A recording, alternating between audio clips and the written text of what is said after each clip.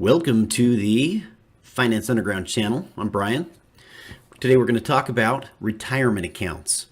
So retirement accounts, there's a ton of different options, but we're going to boil it down to four basic accounts, the most common accounts today.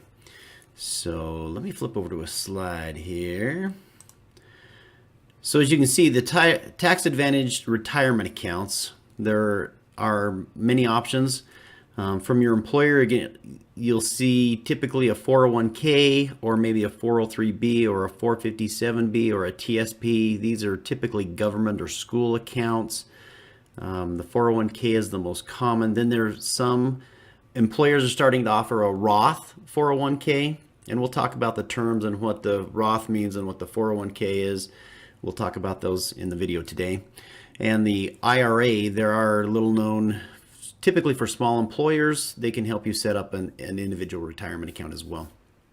On the individual side, we have things like the traditional IRA, you have the Roth IRA, then there's a non-deductible IRA. If you're a high income earner, you can't participate in the Roth and other options, or if you have too much money, or you fully fund the other options, then the non-deductible IRA is an option. Then we have like SEP IRAs, solo IRAs, and simple IRAs that are designed primarily for self-employed. Today we'll primarily be talking just about the 401k, the Roth 401k, the traditional IRA, and the Roth IRA. So those four things.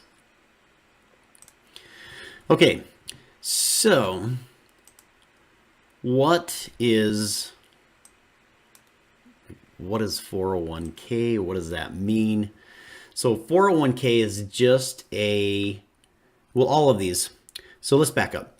So when you invest money in the stock market, you have a brokerage account and you put money into a brokerage account. You buy certain investments, mutual funds or stocks, bonds, that type of thing. Those are your investments in a typical brokerage account, and you have no tax advantages. If you buy a stock, it raises, you sell it, then you have taxes on that gain.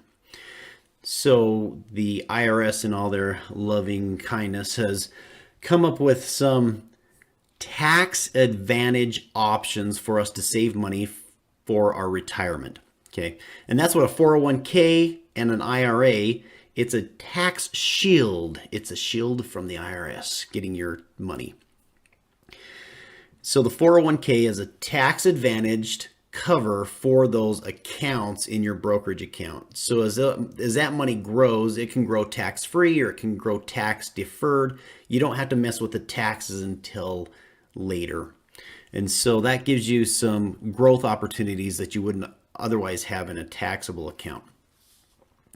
So a 401k is an employer plan. Typically, employers will match your deposits, so they give you an incentive to invest in your 401k by matching what you put in. So this is rule number one with the 401k: always take the full match. If your employer is going to match you dollar for dollar or 50 cents on the dollar, make sure you put in enough money into that 401k that you get the entire match. That's free money. My employer matches dollar for dollar right now up to a certain point. And so I put that money in. That's a 100% return. Guaranteed immediate return. You can't beat that. It's free money. Take the free money, fund the 401k. Rule number one with the 401k. So the 401k gives you tax advantages up front. When you put the money in, it does not count against your taxes. So the money goes in before you pay taxes. You don't have to pay taxes on that money. And then it grows tax deferred until you retire. You can start pulling that money at 59 and a half. And at that point, you pay the taxes on that money as you pull it out. Okay, so it's tax deferred. They're going to get their taxes one way or another, right? So if you pull the money before 59 and a half, there are penalties. There are some caveats and ways around that, and that's beyond this video. But basically, 59 and a half, you can pull your money without penalties. Before 59 and a half, you're going to pay penalties, or there are a few loopholes that you can get a little bit of that money out for certain situations. So there are required minimum distributions. When you hit 70 and a half, you are required to take that money. So if you have millions and millions and millions of dollars stashed in these retirement accounts, they're going to force you to take the money out starting at 70 and a half so they can get their taxes. So the contribution limits change every year. In 2020, you can put up to $19,500 for you young fellers, or if you're like 50 or older, like some of us might be, then it's $26,000 you can put into those accounts. So a Roth 401k is similar to a 401k, to the traditional 401k.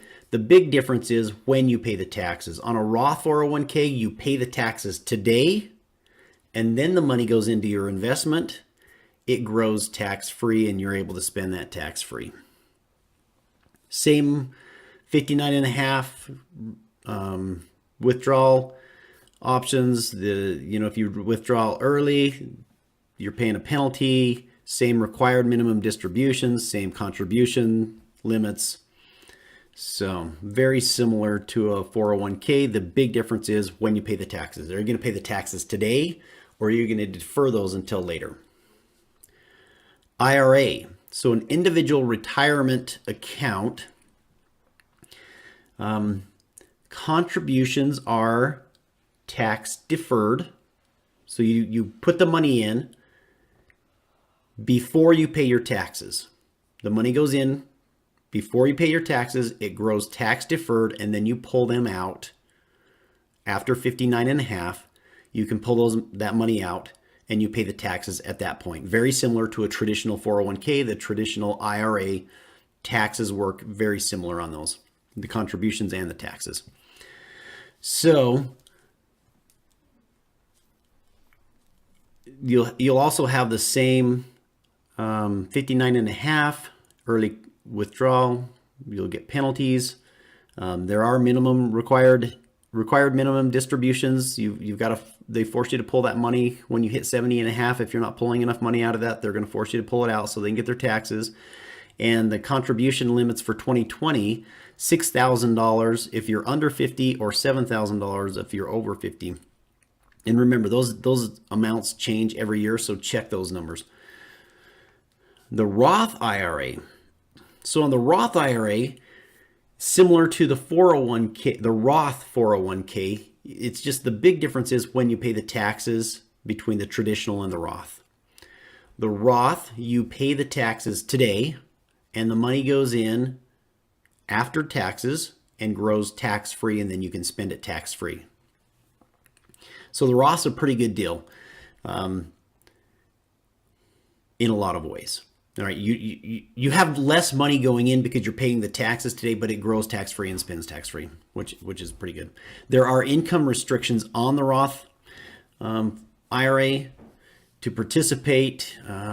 Singles is about $124,000. If you make over that, then you can't participate. And if you're married filing jointly on your taxes, it's about $196,000. And again, those numbers change from year to year. So check those numbers to see if you're eligible. The really nice thing would be is if you're making too much money and you're not eligible for those and you have to put your money somewhere else. That would be fantastic. Again, with early withdrawal penalties apply. But with a Roth IRA, you can pull out your principal that you've put in at any time for any reason. And you can pull out money from your Roth IRA for a first-time home purchase and for college expenses. And the college expenses can be for you or for your children. So that's a pretty good deal with the Roth IRA. It's a way to get money out before you're 59 and a half. There are no required minimum distributions on the Roth IRA because you've already paid the taxes up front. So that money can sit there as long as you want. That's a good fund you can pass on to your children if you want. I personally just spend the money, but you can pass it on to your children if you want. Don't want our kids fighting over the money, right? We might as well just spend it. And the contribution limits are the same as the traditional IRA. So, and those change from year to year. So check those numbers. So how would I use these accounts? Typically, well, always, rule number one always applies to 401k. If you have a 401k available to you from your employer and they're matching you money, always take the full match. That's rule number one with 401k. If it's available, take the full match. Get that money. It's free money. Number two is open an IRA. If your income is to the point where you qualify for a Roth, open a Roth IRA, fund that fully until you start making too much money to qualify, or until you start getting killed with taxes and you need the tax deduction. So fund the Roth IRA fully until you roll over income-wise or tax-wise and start funding a traditional IRA. So one is the 401k, two is an IRA, either the Roth or the traditional. And then three, you can go back to that 401k and fully fund the 401k. And then you have two options after that. One, if you plan on retiring at 59 and a half or later, then you can go into a non-deductible IRA. You don't get the tax advantages up front, but it grows tax deferred. There's a little bit more bookkeeping on that one because the principal and the interest has to be tracked separately. But if you want that tax deferred growth for long term, that is an option. And you can fund your taxable account. So number 5 is to fund your taxable account with any money left over. So 401k, IRA, go back and fully fund the 401k. If you still have money left over, then you can debate between a non-deductible IRA or a taxable investment account. And if you plan to retire early, then you're gonna still take 401k, still fund that Roth IRA, and at that point you're gonna switch over. Instead of fully funding that 401k back in there, you want to move over to a taxable account. But this is if you plan to retire early and you have a killer plan, a great income, and is this a realistic thing? You need to run some realistic numbers. Can you retire early? If the answer is yes, and you need some money, you're going to want a little bit of money in a normal investment account. You'll want some money in a taxable investment account so you can pull that money before you're 59 and a half. Okay, so lots of jargon, blah, blah, blah. One note in closing here, we're going to talk about 401k. When you leave the employer, you can take that money out of the 401k and you can roll it into your own IRA. I would recommend doing that. If it's a Roth 401k, it rolls into a Roth IRA. If it's a traditional 401k, it rolls into a traditional IRA.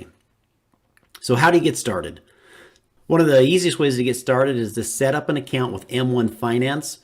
They have free trades. You're able to buy fractional shares. You can start with minimum dollar amounts. I'll put a link. It's an affiliate link in the bottom in the description. If you if you fund your account at $100 and open a Roth IRA and fund that at $500, they'll give you a $10 thank you. And I may get a kickback on that as well. Nothing comes out of your pocket, of course. That's thank you from M1. Get started today. Open an M1 account and start funding that. If you don't have the $100 to start or the $500 for the retirement account, just open an account and start putting $10 a month into it. It'll start to build up. You'll get some traction. It gets exciting. It's kind of intoxicating to see the money grow. And so start today, get an M1 account, fund that. You get fractional shares. And so you can start with as little as $10. So get started today. So what fund do you put that in? Now there's a good question. Well, according to several people, Mr. Money Mustache, J.L. Collins with the Simple Path to Wealth, they recommend buying the Total Stock Market Index Fund. In M1 Finance, that fund is the VTI. So if you open an account with M1 Finance and purchase VTI, which is the Total Stock Market account, that's what I would do. But again, I am just one random dude on the internet. I just have a passion for finance. So you do your research, you figure it out for yourself. That's what I would do. Open an M1 account today, fund it, at least $10. Get the $10 a month going in there. Thanks for being here. Hopefully this has helped you clear up some of the mystery with the retirement accounts.